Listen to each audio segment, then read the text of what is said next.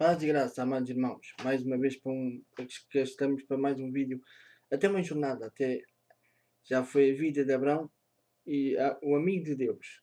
Ele deixou tudo, Deus prometeu-lhe e cumpriu as promessas enquanto ele estava vivo. E agora passou para os seus filhos, para os seus descendentes.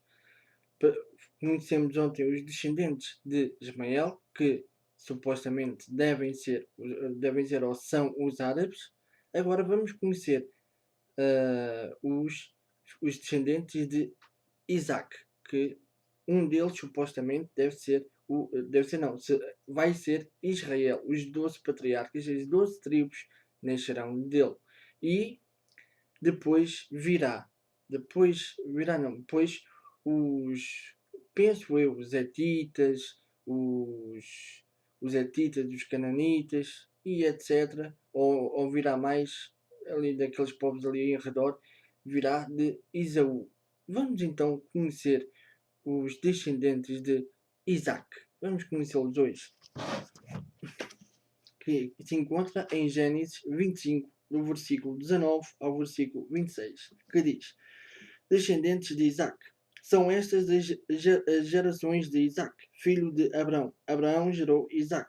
Era Isaac de 40 anos quando tomou por esposa Rebeca, filha de Betuel, e o arameu, e de Padã Arã, e irmã de Labão, e o arameu. Isaac orou ao Senhor por sua mulher, porque ela era estéril, e o Senhor lhe ouviu as orações, e Rebeca, sua mulher, concebeu os filhos.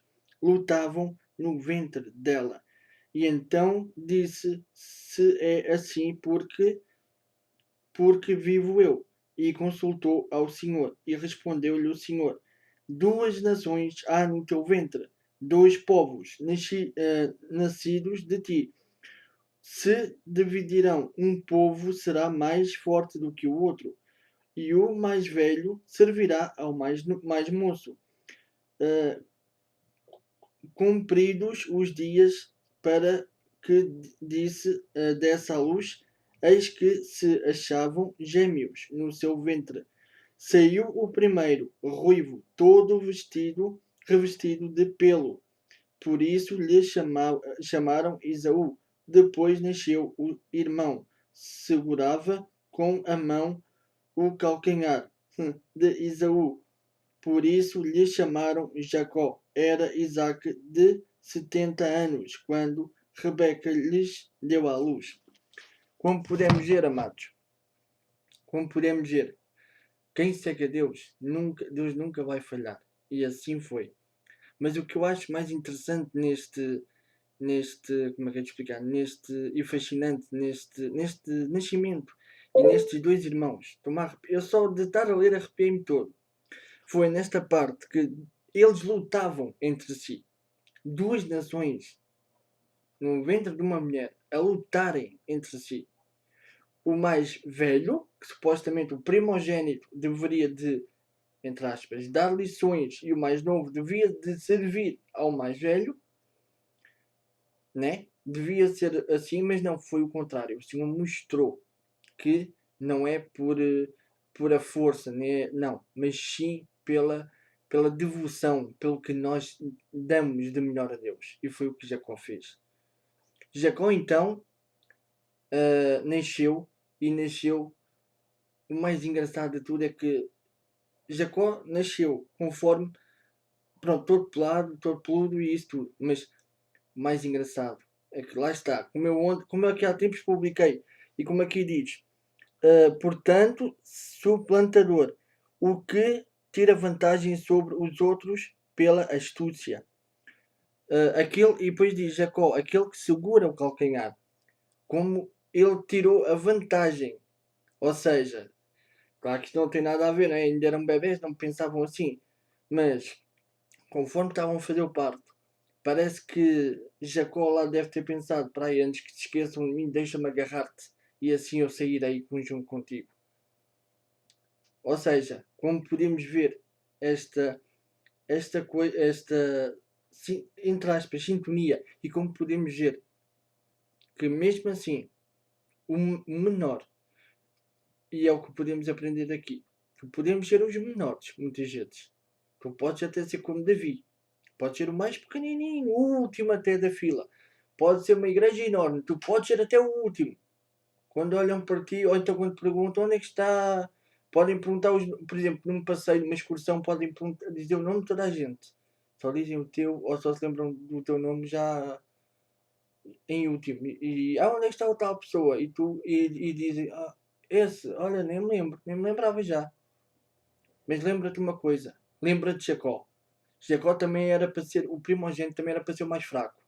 Mas Deus mostrou a Esaú ou mostrou a Isaac e a Rebeca que Jacó era o menor, mas mesmo assim foi ele que foi Esaú que ia servir a Jacó.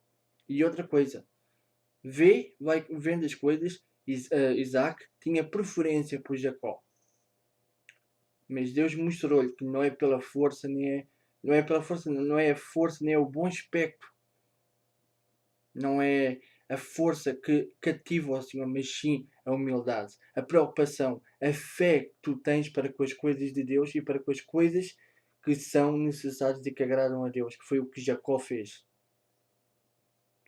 Não é as tuas boas ações, não é o que tu fazes, porque podes fazer mil e uma coisas, mas de que te adianta se não tiveres a fé que tu precisas e se não cuidares das coisas de Deus? Que te adianta? Jacó fez precisamente as coisas que eram necessárias e as coisas que Deus queria que ele fizesse. E prosperou.